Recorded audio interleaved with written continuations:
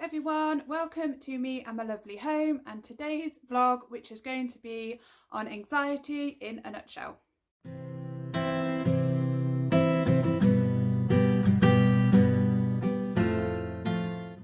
idea of these mental health in a nutshell vlogs is to help increase people talking about mental illnesses. That will hopefully break down some of the stigma surrounding them, but also increase people's knowledge of different mental illnesses. And as I've mentioned before, in these vlogs I'm only going to talk about mental illnesses that I personally struggle with, because I don't feel like it's my place to talk about mental illnesses as a non-medical professional that I don't struggle with, as I have obviously no experience with those. Anxiety is a strong feeling of unease, of either worry or fear that can either be mild or severe. It is the main symptom of other conditions such as PTSD, phobias or panic disorder. I'm going to specifically talk about generalized anxiety disorder, as that is the anxiety disorder that I have, so I feel like I have a bit more right to talk about it basically. Generalized anxiety disorder, or GAD, is a long-term condition that causes anxiety over a wide range of issues, not just one particular one. For instance, some people have a strong anxiety about one particular situation. It could be a case of social situations, your health, or going out into wide spaces, lots of different things. But with generalized anxiety disorder, it can be all those three and lots of other things all at the same time. Symptoms include feeling restless or worried, trouble concentrating and sleeping, dizziness, heart palpitations. There's a lot. I will put links in the bottom, as I always do with these mental health vlogs, to all the information that I have used in this vlog, so that you can have a look yourself and do some further research if you want to, or just go back over things that I've said and look at more symptoms or whatever. But I'll make sure I'll put the links at the bottom, and also I'll be linking some videos at the top of mine previously that are related to mental health, and I'll also put the links to them at the bottom in the description box too. The exact cause is not completely known, but they have thought that maybe it's an imbalance of chemicals in the brain. It could be to do with genetics or a history of stressful or traumatic experiences such as domestic violence, child abuse and bullying. Although, having said that, many people can develop generalized anxiety disorder for no obvious reason at all. It is common to experience anxiety along with other mental health problems, including depression and suicidal feelings. As you know, I have depression as well, and that and anxiety are very closely linked, and doctors will often be looking for signs of anxiety or depression if you go to the doctor for one or the other reasons.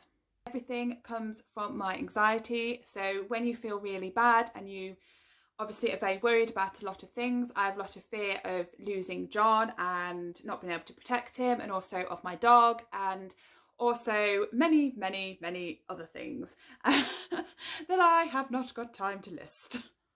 Obviously, anxiety can cause depression because you have got a constant barrage of hate in your own head. So sort of everything that you have ever done wrong in your life, or worries that you've had, literally dating back to the day you were born practically, will go on repeat in your head. If you've seen something distressing or horrible in your life, that will also replay, especially at night, because, you know, it just likes to help you get to sleep like that. Sometimes I struggle to leave the house and go to social situations because I'm scared of doing something stupid or something wrong, like I've done so many other times. This is my brain telling me this, though it does a very good job of convincing me. And you can literally get the absolute fear, or I worry about taking Molly out because I'm scared that someone's going to try and hurt her, or she's going to get hurt and I'm not going to be able to protect her. So obviously it affects a big part of your life, which means that can get you down because you're not really participating and seeing people, and you're aware of this, but you struggle and you really just can't do it, and it's really hard to explain, and you worry about offending people because you worry about everything. And oh god, it's such a vicious cycle and it is exhausting.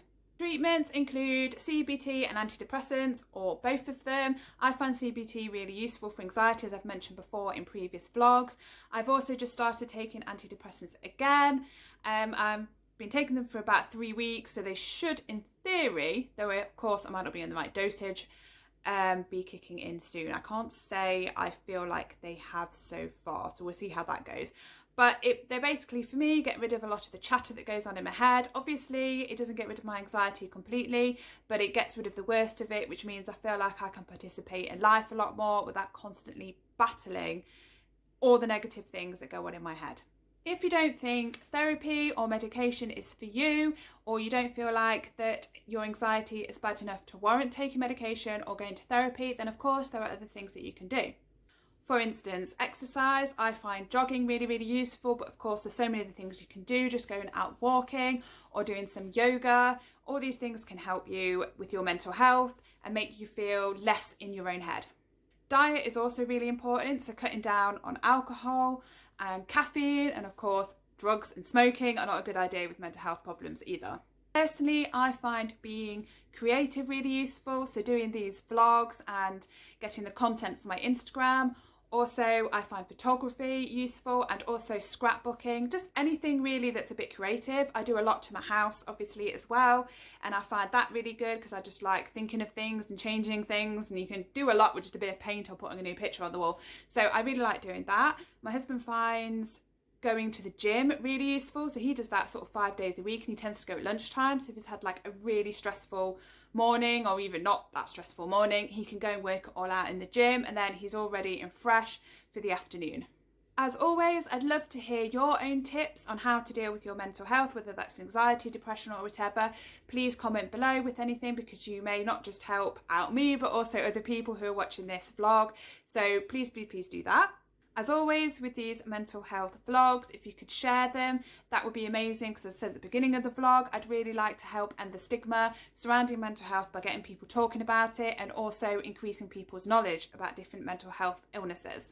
I'm sitting on the floor and I really think I overestimated my ability to be able to do that, because I have pins and needles in both my legs.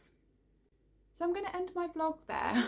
As always, could you like this vlog and subscribe to my channel? I literally have a party every time I get a new subscriber, because I'm not like one of those channels that gets like tons and tons of subscribers. Every time that I just get one, I'm like, yes, woo.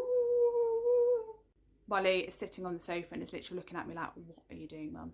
But anyway, thank you so much for watching. I hope you found this useful, and of course there's going to be some more mental health vlogs in a nutshell coming soon, so please look out for them.